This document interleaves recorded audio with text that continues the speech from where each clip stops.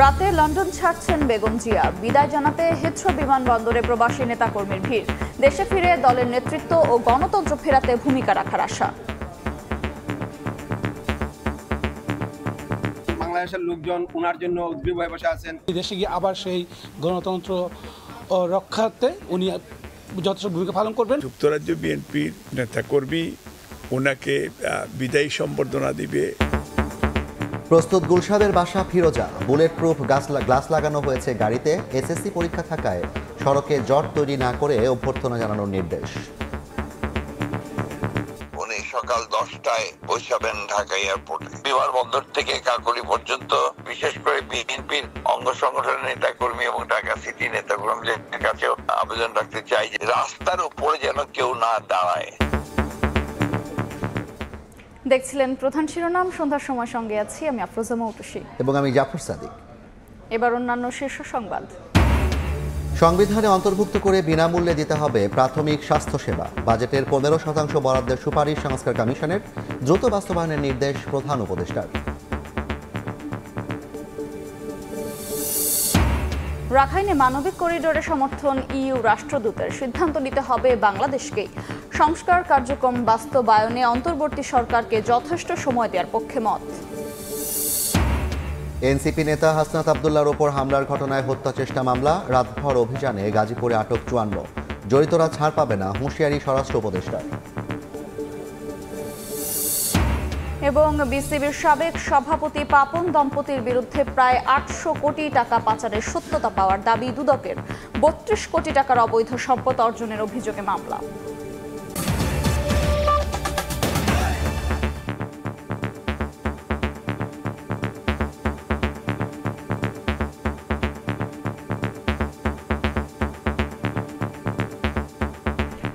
চার মাস পর ঢাকার উদ্দেশ্যে আজ লন্ডন ছাড়ছেন বিএনপি চেয়ারপারসন বেগম খালেদা জিয়া।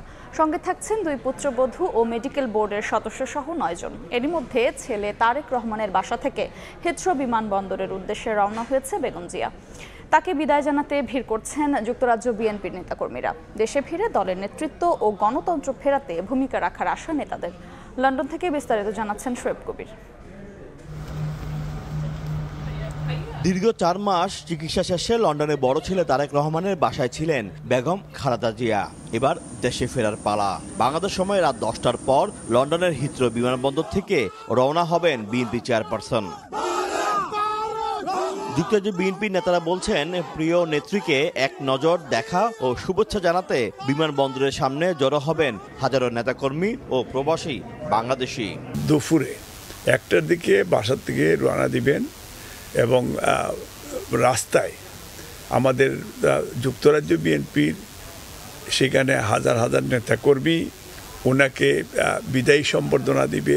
লন্ডন থেকে বিদায়ের আগের দিন রোববার ব্রিকলেন মসজিদে বেগম জিয়ার জন্য বিশেষ দোয়া মাহফিলের আয়োজন করে যুক্তরাজ্য বিএনপি। বাংলাদেশের লোকজন ওনার জন্য উদ্গ্রীব হয়ে বসে আছেন। বেগম খালেদা জিয়া আগের চেয়ে আলহামদুলিল্লাহ অনেক সুস্থ। উনি দেশে গিয়ে আবার সেই গণতন্ত্র রক্ষার্থে উনি যথেষ্ট ভূমিকা পালন করবেন। বেগম জিয়ার সঙ্গে 2 পুত্রবধূ, মেডিকেল বোর্ডের সদস্য সহ যুক্তরাজ্য বিএনপি সভাপতি এম এ মালেক ও সাধারণ সম্পাদক কয়সর এম আহমদও দেশে ফিরছেন। দীর্ঘ 4 মাস লন্ডনের চিকিৎসাধীন বেগম খালেদা জিয়া নেতাকর্মীদের সাথে কোনো সভা সমাবেশে আনুষ্ঠানিকভাবে অংশগ্রহণ করেননি। প্রিয় নেত্রীকে বিদায় জানাতে যুক্তরাজ্যের বিভিন্ন শহর থেকে লন্ডনে জড়ো হয়েছেন হাজারো নেতাকর্মী। শোয়েব কবির, সময় সংবাদ, লন্ডন। এই মুহূর্তে লন্ডনে আছেন সহকর্মী শোয়েব কবির। সরাসরি যাচ্ছি তার কাছে। শোয়েব, যুক্তরাজ্য বিএনপি শত শত নেতাকর্মী দাঁড়িয়ে রয়েছে লন্ডনের হিথ্রো বিমানবন্দরে রয়্যাল সুইটের সামনে তাদের প্রিয় নেত্রীকে বিদায় জানাতে। আমরা সবশেষ যে খবরটি পেয়েছি যে বিএনপি চেয়ারপারসন বেগম খালেদা জিয়া কিংস্টনে তার পুত্র তারেক রহমানের বাসা থেকে তিনি ইতিমধ্যে বের হয়েছেন এবং তারেক রহমান নিজেই গাড়ি চালিয়ে আসছেন এবং সেই গাড়িতে রয়েছেন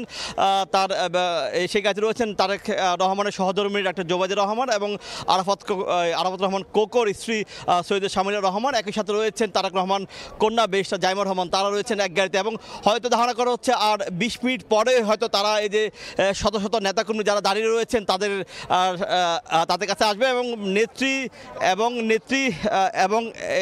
নেত্রী হয়তো তাদেরকে হাত নাড়িয়ে হয়তো অভিবাদন জানাবে, এবং নেত্রীকে শেষ মুহূর্তে বিদায় জানানোর জন্য কিন্তু তারা রয়েছেন। যে প্রিয় নেত্রী দীর্ঘ 4 মাস লন্ডনে চিকিৎসাধীন থাকা অবস্থায় তিনি যাচ্ছেন কাতার আমিরের পাঠানো যে বিশেষ অ্যাম্বুলেন্স রয়েছে সেটি লন্ডনের হিথ্রো বিমানবন্দর থেকে রওনা দিবেন লন্ডন আসছেন সময় 4:10 এবং সেটি দোহাতে, কাতার রাজধানীর দোহাতে 1 ঘন্টার যাত্রা বিরতি নেবে, এবং এরপরে আগামীকাল বাংলাদেশে গিয়ে পৌঁছবে ধারণা করা হচ্ছে 10:30 নাগাদ হয়তো সেটি কি ধারণা করা হচ্ছে। আমরা নেতাকর্মীদের জিজ্ঞাসা করবো যে নেত্রীকে বিদায় দেওয়ার জন্য এসেছেন আপনারা, কেমন লাগছে? আমাদের খুব উৎসাহ উদ্দীপনা নিয়ে আমরা খুব আনন্দিত, খুবই খুশি, এবং আল্লাহর কাছে দোয়া করি আমাদের ম্যাডামকে যেন সুস্থ মতে বাংলাদেশে পৌঁছতে পারে এবং বাংলাদেশের জনগণের মাঝে এসে ফেরত যেতে পারে।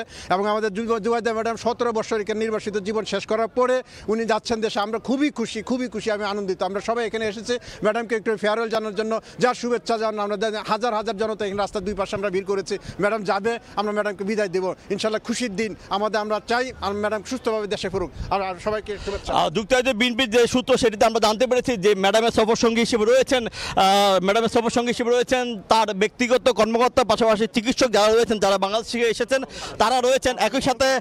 একই সাথে ডাক্তার জোবাইদুর রহমান এবং পুত্রবধূ শর্মিলা রহমান রয়েছেন, এবং তার সফরসঙ্গী হিসেবে রয়েছেন কিন্তু যুক্তরাজ্যের বিএনপি সভাপতি এম.এ. মালেক এবং সাধারণ সম্পাদক কয়সর এম আহমেদ আমাদের সাথে রয়েছেন। আমরা তার সাথে জিজ্ঞেস করব যে সবশেষ ম্যাডামের বিএনপি চেয়ারপারসন বেগম খালেদা জিয়া যাওয়ার সবশেষ প্রস্তুতি কি আসলে?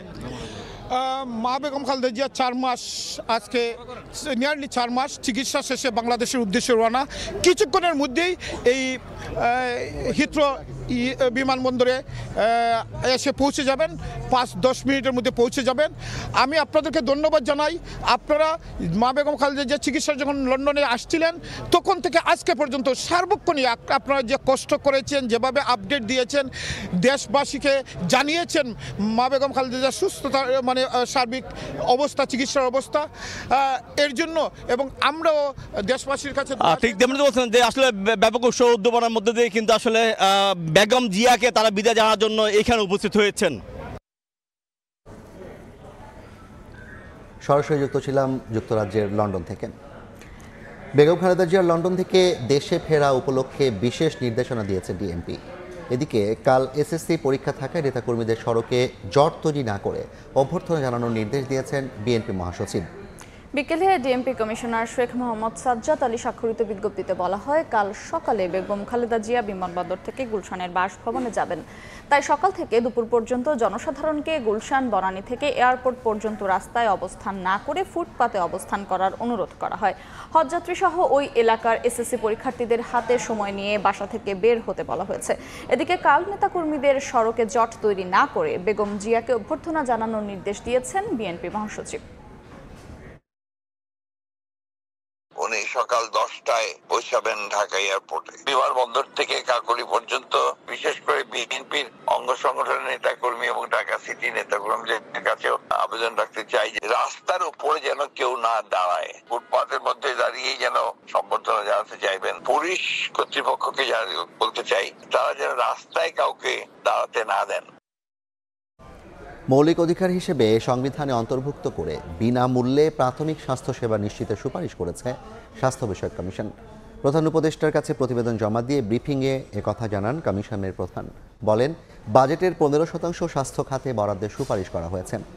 ওষুধ কোম্পানির বিক্রয় প্রতিনিধিরা সরাসরি হাসপাতালে চিকিৎসকের সঙ্গে দেখা করতে পারবেন না। এদিকে কমিশনের সুপারিশ দ্রুত বাস্তবায়নের নির্দেশ দিয়েছেন প্রধান উপদেষ্টা। 2024 সালের নভেম্বরে গঠিত হওয়ার পর বিভিন্ন জেলায় মতবিনিময়, পেশাজীবী ও রাজনৈতিক দলগুলোর সঙ্গে আলোচনা করে 31 দফা সুপারিশ তৈরি করে স্বাস্থ্য খাত সংস্কার কমিশন।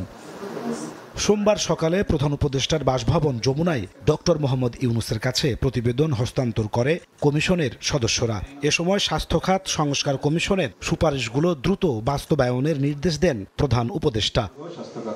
পরে ফরেন সার্ভিস একাডেমিতে ব্রিফিংয়ে কমিশন প্রধান জাতীয় অধ্যাপক ডাক্তার আবুল কালাম আজাদ খান বলেন, জনগণের প্রাথমিক স্বাস্থ্য সেবাকে সংবিধানে অন্তর্ভুক্ত করে তা বিনামূল্যে নিশ্চিত করার সুপারিশ করেছেন তারা। প্রাইমারি হেলথ কেয়ার WHO ডেফিনেশনে যেটা আপডেটেড হয় সেটা will be the constitutional obligation for the government and also the constitutional right for the population. Budget বর্তমানে খুবই কম, এই বাজেট দিয়েও করা সম্ভব। কমিশন সদস্য আকরাম হোসেন জানান, বাজেটের 15% স্বাস্থ্য খাতে বরাদ্দের সুপারিশ করা হয়েছে। তিনি জানান, MBBS ডাক্তার ছাড়া যেন অ্যান্টিবায়োটিক দেয়া না হয়, মানহীন হাসপাতাল বন্ধ সহ ওষুধ ও পরীক্ষার দাম নির্ধারণের সুপারিশ করা হয়েছে। অত্যাবশ্যকীয় ওষুধের ক্ষেত্রে 2 বছর পর কিন্তু লিস্ট করে ফেলতে হবে এবং এটা কিন্তু জনগণকে ফ্রি অথবা ভর্তুকি মূল্যে প্রদান করতে হবে। 25% ওষুধ শুরুতেই জেনেরিক ভাবে লিখতে হবে এবং পরবর্তীতে over the 5 years 100% medicine generic ভাবে লিখতে হবে। ফার্মাসিউটিক্যালস কোম্পানি প্রতিনিধিরা সরাসরি সাক্ষাতের মাধ্যমে দৈনন্দিন প্রোডাক্ট প্রমোশন করতে পারবেন না। এছাড়া আলাদা স্বাস্থ্য কমিশন, নারী স্বাস্থ্য ইনস্টিটিউট ও মেডিকেল পুলিশ ইউনিট গঠনের সুপারিশ করেছে কমিশন। নাজমুস সালেহী, সময় সংবাদ, ঢাকা। রাখাইনে মানবিক করিডোর সমর্থন করে EU রাষ্ট্রদূত মাইকেল মিলার বলেছেন, এ বিষয়ে সিদ্ধান্ত নিতে হবে বাংলাদেশকেই। নির্বাচনের সময় নিয়ে তাদের দিক থেকে কোনো চাপ নেই উল্লেখ করে বলেন, চলমান সংস্কার কার্যক্রম বাস্তবায়নে অন্তর্বর্তী সরকারকে যথেষ্ট সময় দেওয়া দরকার। রাখাইনে মানবিক করিডোর ইস্যুতে সপ্তাহখানেক ধরেই দেশের রাজনৈতিক অঙ্গনে চলছে আলোচনা, উঠছে নানা প্রশ্ন। দেশের নিরাপত্তা নিয়ে শঙ্কা প্রকাশ করছেন রাজনীতিকরা। ডালপালা মেলার পর এর ব্যাখ্যাও দিয়েছে সরকার, জানিয়েছে করিডোর নিয়ে কোনো চুক্তি হয়নি, প্রক্সি যুদ্ধেও জড়াচ্ছে না বাংলাদেশ। এমন প্রেক্ষাপটে সোমবার সকালে জাতীয় প্রেস ক্লাবে ডিক্যাব টকে হাজির হয়ে করিডোর ইস্যুতে কথা বলেন ইউরোপীয় ইউনিয়নের রাষ্ট্রদূত মাইকেল মিলার।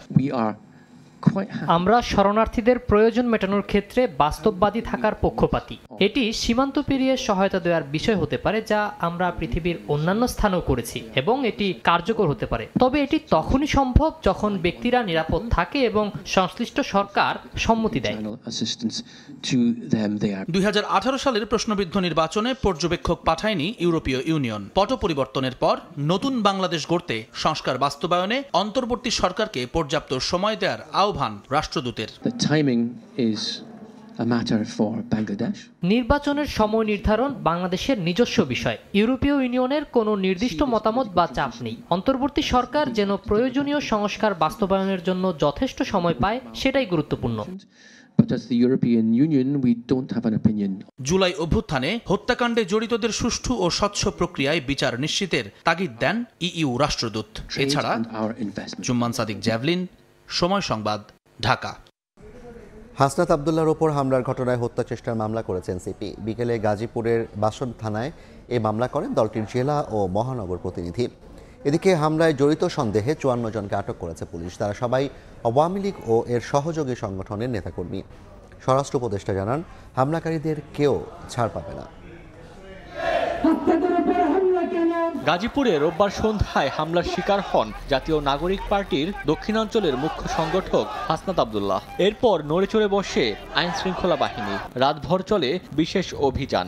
আটক করা হয় 54 জনকে। তাদের প্রায় সবাই আওয়ামী লীগ ও এর বিভিন্ন সহযোগী সংগঠনের নেতাকর্মী। গাজীপুর মহানগর পুলিশের তথ্য অনুযায়ী আটককৃতদের মধ্যে বাসন থানায় 12, কোনাবাড়ী থানায় 6, সদর ও পুবাইল থানায় 5, গাছা থানায় 4, কাশিমপুরে 2, টঙ্গীতে 4 এবং ডিবি আটক করে 16 জনকে। হামলার রহস্য উদ্ঘাটনে তাদের জিজ্ঞাসাবাদ করা হচ্ছে, পাশাপাশি অভিযান চলমান রয়েছে। হাসনাতের ওপর হামলার ঘটনায় মামলা করতে সোমবার দুপুর 12টার দিকে থানায় আসেন জেলা NCPর নেতাকর্মীরা। বিকাল 5টার দিকে হত্যা চেষ্টার অভিযোগে মামলা করেন দলটির গাজীপুর জেলা ও মহানগর প্রতিনিধি খন্দকার আল আমিন। গাজীপুর জেলা ছাত্রলীগের সেক্রেটারি নাসির মোড়ল এবং মহানগর ছাত্রলীগের সভাপতি সরকারবাবু, এরা বিভিন্ন ধরনের উস্কানিমূলক স্ট্যাটাস দিয়ে গাজীপুরকে সবসময় একটা সন্ত্রাসের অভয়ারণ্য তৈরি করার চেষ্টা করতেছে। আমরা অ্যাকচুয়াল ফিগারটা সচিবালয়ে স্বরাষ্ট্র উপদেষ্টা বলেন, হামলায় জড়িতদের কেউই ছাড় পাবে না। 54 জন যে গত রাত্রে তাদের আমরা আইনের আওতায় নিয়ে আসছি। 54 জন আইনের আওতায় এরকম ধরনের ঘটনা যারা ঘটাতে চেষ্টা করবে তাদের কাউরই কোনো ছাড় দেওয়া। কাশ্মীর সীমান্তে ব্ল্যাকআউট মহড়া চালিয়েছে ভারত। রোববার রাতে পাঞ্জাবের ফিরোজপুর সেনানিবাসে আধা ঘন্টার জন্য ব্ল্যাকআউট মহড়া চালানো হয়। এ সময় বাসিন্দাদের সতর্ক করে আলো নিভিয়ে রাখতে বলা হয়। পাকিস্তানে চেনার নদীর পানি প্রবাহ থামিয়ে দিচ্ছে দিল্লি। এমন পরিস্থিতিতে জাতিসংঘ নিরাপত্তা পরিষদের দ্বারস্থ হচ্ছে ইসলামাবাদ। এই ছিল সন্ধ্যার সময়। সঙ্গেই থাকুন সময়।